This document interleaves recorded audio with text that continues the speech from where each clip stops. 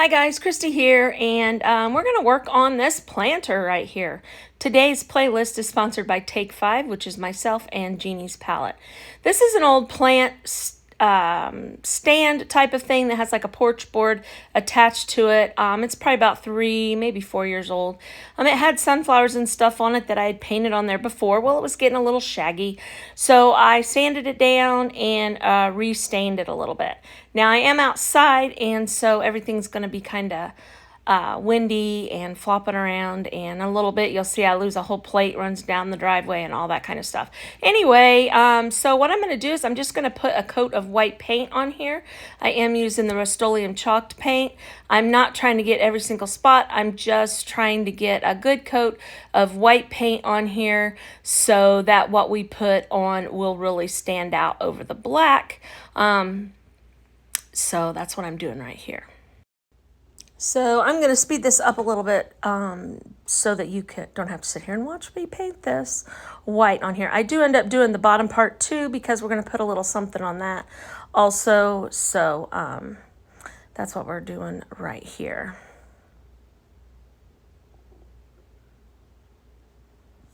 Probably could have used a bigger paintbrush.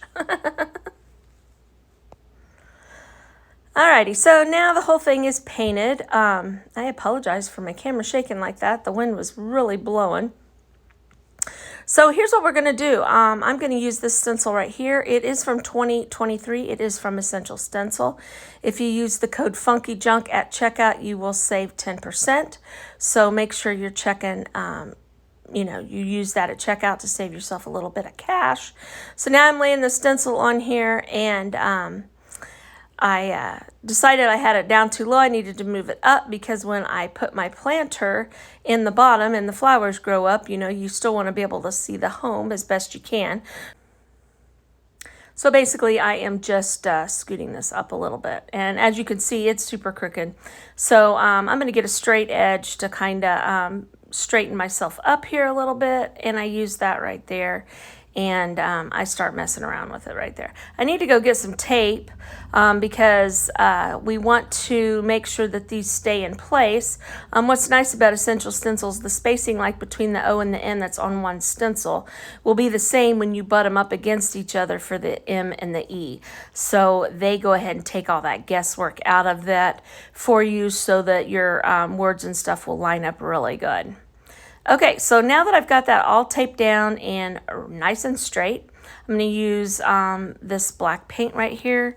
I bought this paint either at Dollar General or Family Dollar. I don't know which one, but it's not my favorite. But I was out of black paint. I was there. I grabbed some. It's a little shiny even though it says matte. So I need to get some other ordered. But we're going to use it up. We're not going to waste it. All right, so when we get our paint on our paintbrush, as you can see, I showed you how much paint I had on that brush. Now, I went through on that plate and did a bunch of offloading.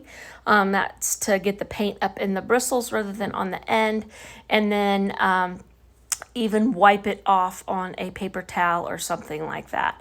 Also, when you go into stencil, you don't want to go in and go straight into where you're stenciling. If you kind of touch off to the side a little bit, get into the habit of that. If you're talking or you're occupied with something else and you forget to offload, a big clump of paint will come off your brush and you'll notice that you didn't do that. Now, the reason I grabbed this was grabbed that piece of cardboard was because I had decided that the little trail where the bees were flying, I was going to do those yellow. And I hadn't thought about that to begin with. In hindsight, I should have done the yellow first and then the black because everywhere that there's black and I touch the yellow, it kind of changes the color of my yellow a little bit. But that's okay. We don't care. We're not going to make a big fuss about that. But if I would have done the yellow first and then the black, it wouldn't have mattered, because black covers yellow. But as you can see, I was just checking to make sure it looked like we'd done everything that we wanted to do. So now what we're going to do is we're going to go in and do the yellow. This is Apple Barrel yellow paint. Apple Barrel is usually very runny and you want a nice thick paint. So make sure that you really offload a whole lot when you're using apple barrel. You can even mix the apple barrel with, you know, a chalk paint if you wanted to. So now I'm just using that cardboard just to, you know, keep myself from getting yellow on the black, just like I did to keep from getting black where I want the yellow. And we're just going to go around and do that. Now, like I said, there's a couple spots that the black paint is also, and it reactivates that. And that's okay, though. That's okay. You guys, I encourage you to watch the entire playlist. Today it was all about porches and decorating our porches and things like that. And so it's going to be a wonderful playlist. You can just let the whole thing run. Make sure you hit the thumbs up and comment. That's the best thing you can do to help creators grow their pages and grow their channels, is just by hitting that thumbs up and commenting on their videos, as well as subscribing to their channels. But if it isn't your cup of tea and you don't want to subscribe to your channel, that's okay too. But we would like for you to thumbs up and make a comment of some sort. That does help us out a little bit right there. Okay, so here we are still doing the yellow.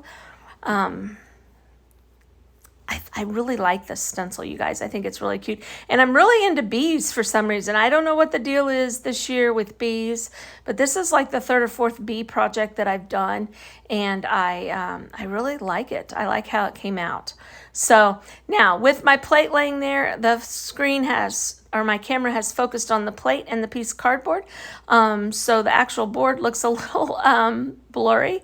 But as you can see, you can't really see it that well in this video right here. But that yellow on there looks really good. But when in the pictures and stuff, you can see it a lot better. So what I'm doing here is I'm just taking this tag stencil right here that I have. And I couldn't decide if I wanted to do the honeycomb black or if I wanted to do it yellow. I ended up doing yellow because I wanted to really make that yellow pop with their little flying marks that are on there, the little staggered line or whatever. So I'm just kind of lining that up there so that I can make that little spot of honeycomb a little bit bigger there. And then we end up doing it along the whole board in a few spots up and down through there. So I love how that looks.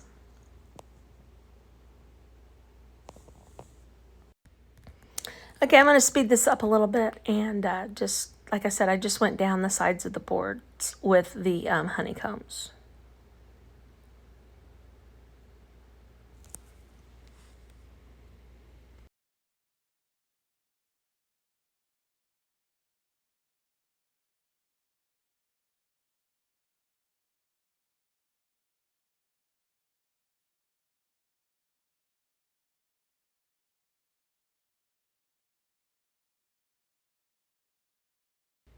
I think this turned out really cute. You can see a little bit better now that it's not focusing on that. So now what I want to do is I want to do the front of the little bottom down here. And I tried to get this in the camera as best that I could. Kind of moving around a little bit. I apologize about that. But I wanted you guys to be able to see this right here. Now, the other day I did a project, and I kind of did this same thing. I want to make it look like these tags are hanging off of the end of this. So what I did was I put the tag on there, and I want them three-dimensional. So what I'm doing is I'm putting a border around them. See, I'm doing a little bit of a shadowing. And then this tag over here is going to be kind of hanging to the side like that. And they're going to look like they're overlapping a little bit.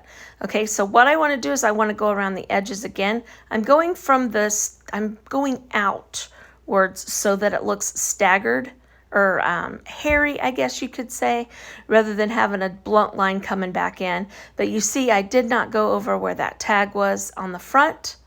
You know, the front one there, the Be Happy one. So I did not go around the tag at that point, so that it looks like each tag is on top or under the other one. Okay, so we just kind of went around that, just kind of a rough spot right there. So, and I'm going to draw string so it looks like it's hanging over the edge of that. Now, when a plant gets in the whole thing, it'll look a lot better than it does, you know, just sitting here without a plant. I do not have a plant to put in there. I need to go start working on getting some plants and stuff because we've got graduation open houses coming up and all that kind of fun stuff. But anyway, okay, so what I'm going to do here is I'm going to paint the tags yellow. So I just took some yellow paint. I've got this big, huge brush. Too lazy to walk upstairs and get a smaller paintbrush. That's okay. We're going to make this work, and I'm just going over this. Now, if I get yellow paint where I don't want yellow paint, like where the shadowing is or anything, that's okay, because we're going to go over the shadowing again when we're done right here. So again, I am just painting these tags right here. And like I said, I did a project the other day, and it is a door hanger that I did this same type of, I did this same thing on with these same stencils, actually, with these tags. I just love how it looks. I think it looks really, really cool. I probably need to make another one, because the door hanger that I made, a lady contacted me and she wanted it, so I sold it to her. But it would have been a good idea to keep for my front door, so it would have kind of matched this. Usually this planter sits between my two garage doors. I have I'm going to guess it's 2.5 car garage, but it has 2 car garage doors on it, so it's got a little thing in the middle. So we usually stick it right there with a big plant up there. We do not park in our garage. We have a laundry room and stuff that's in our garage, and we just have too much junk too. So we don't park in the garage, so we don't use it that way. So anyway, I don't know why I needed to share that with you, but I did, apparently. Okay, so I'm going to start with the stencil that's going to be on top, because I need to mark exactly where all that is. Because if this tag was sticking on the top, everything on it's going to be able to be seen. So we want to make sure that we've got everything on that one. Nothing is hidden underneath it or whatever. And again, I'm just kind of going around the edges there just to make that shadow just a little bit darker. And I go around the whole entire thing on this first one, because like I said, it's the first one. It's the one that's out at the front. I can't pick it up because of my nails. But there we go. Okay, so see how cool that looks? Doesn't that look cool? I love it. Okay, so we're going to go over here on this honey, and same thing, but I'm not going to go over where that H is on top of the other stencil, the other tag, I should say. So I kind of just put that piece of cardboard there, and to keep myself from getting a bunch of black paint on where I don't want to stencil. Make sure we get our little holes there, because like I said, we're going to have the strings. Now you can kind of see that H underneath that shadowing, that part right there. So I'm just going to kind of go over that again so that the paint is on top of that. I don't know why I was having so much trouble laying that back down there. Like I said, this planter's 3 or 4 years old. This board is not flat. It has bowed and done all kinds of crazy things. But you know what? I think it adds a little bit of character and makes it kind of fun that it looks, in itself, it looks a little raggedy.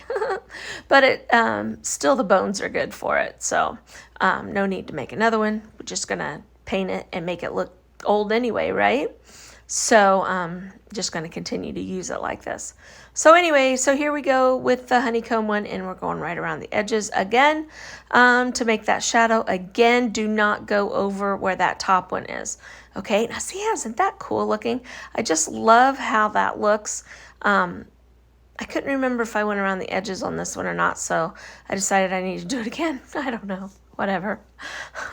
So anyway, so here we go. So now I'm going to just draw my ropes here, and I'm just going to kind of have them going up to the top there. And I'm just making it look a little bit raggedy when I paint. Actually, put paint on my brush and go.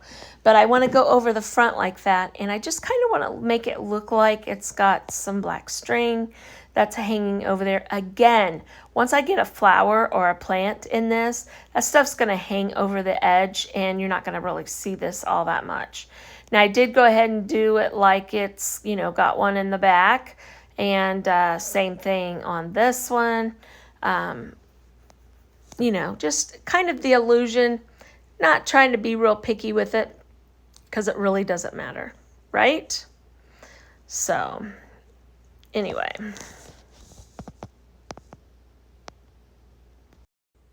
I love how this turned out. I think it turned out really cute, and it's going to be a cute addition to my porch decor. And here's the final reveal. All right, so here's our board. I did end up going ahead and putting yellow on the little bees to make the yellow stripes. I sanded it. I also framed in the whole thing. Now remember, when we put a plant in there, you're not going to see that dark part there. I thank you for joining me again. My name is Christy from Funky Junk Inspiration, and I'm part of the Take 5 playlist with Jeannie from Jeannie's Palette. Make sure you subscribe and hit that bell to get notifications. And again, use Funky Junk at checkout to save.